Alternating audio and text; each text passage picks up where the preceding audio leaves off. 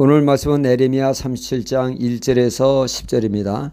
어느 믿는 분이 병으로 일을 할 수 없다 보니 생활이 어려워 남의 도움을 받아야 될 상황이 되어 이 교회 저 교회를 다니며 도움을 받았다고 합니다. 그러던 중 어느 개척교회의 도움을 받고자 목사님을 배웠을 때 목사님은 도와줄 형편이 되지 않아 난감해했습니다. 그러던 중 목사님은 그 사람에게 내가 도움을 줄 수 있는 것은 기도밖에 없다고 하시며 간절히 기도해 주었다고 합니다. 훗날 이분은 건강이 회복하여 새로운 삶을 살게 되었습니다. 그가 도와준 분들을 위해 감사 인사를 하고 싶을 때 제일 먼저 떠오른 분은 간절히 자신을 위해 기도해 주신 목사님이 떠올라 그 목사님을 찾아 감사의 고백을 하게 되었다고 합니다. 경제적으로 어려움에 처한 이에게 경제적인 도움은 가뭄의 단비같이 귀합니다. 이렇듯 물질적 도움 또한 무시할 수 없는 귀한 사역이죠. 이에 더 나아가 영적인 도움인 기도 또한 귀한 일이 아닐 수 없습니다. 어느 신학교 교수님은 자신의 어머니에 대해서 이런 말을 했습니다. 자신의 어머니는 기도의 어머니로 동네 한 바퀴를 돌면서 어려운 이들을 발견하면 조용히 돌아와 그들을 위해 간절히 기도하시는 어머니의 모습이 잊혀지지 않는다고 합니다. 그 어머니는 그들의 진정한 이웃이었던 것이죠. 예수님도 철없는 제자들을 위해 중보기도 하셨습니다. 그 기도가 말도 많고 탈도 많은 제자들을 바로 세우는데 일조를 했습니다. 오늘 말씀은 시드기야 왕이 3절에 보면 사람을 보내 에레미야 선지자로 하여금 우리를 위해 여호와 하나님께 기도해달라고 기도를 요청하고 있습니다. 기도를 요청한 것은 우리가 하나님의 말씀대로 살 수 있게 기도해달라는 것이 아니었죠. 2절에 보면 그 시드기야 왕이 여호와께서 선지자 에레미야로 하신 말씀을 듣지 않았다고 말씀하고 있습니다. 그러니까 그들은 하나님의 말씀을 무시하고 오직 자기들이 원하는 소원대로 되기를 기도 부탁한 것입니다. 그러니까 그들은 하나님의 뜻을 선지자를 통해서 알지만 하나님의 뜻이 아닌 자신들의 뜻이 관철될 수 있도록 기도해달라고 기도 부탁을 한 것입니다.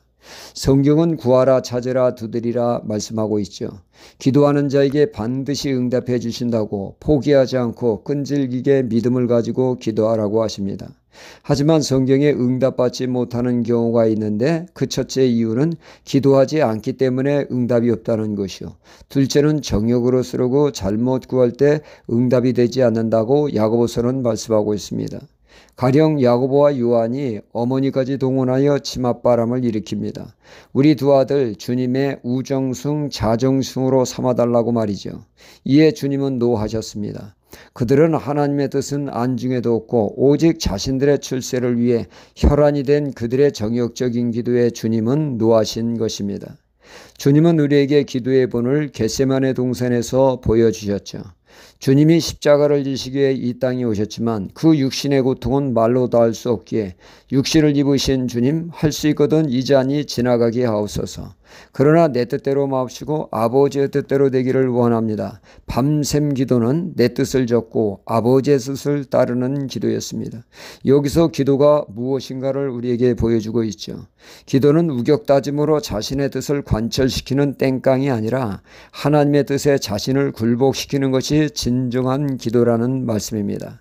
말씀에 순응하는 하나님의 뜻에 합당한 기도를 하나님이 원하시고 응답하신다는 말씀이죠. 그러나 시드기야 왕은 하나님의 뜻인 말씀은 철저히 무시하고 무사 안일 형통만을 구하지만 에레미야를 통한 하나님의 응답은 그들이 원하는 형통이 아니라 파멸을 선포하고 있다는 것입니다.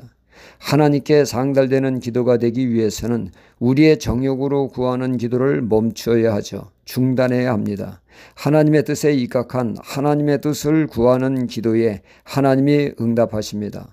아울러 우리는 우리 자신만을 위해 이기적인 기도를 하는 것이 아니라 주변 사람들을 위해서 그들을 위한 중보 기도를 통해 영적인 도움을 주는 성숙한 신앙이 되어야겠습니다. 할렐루야.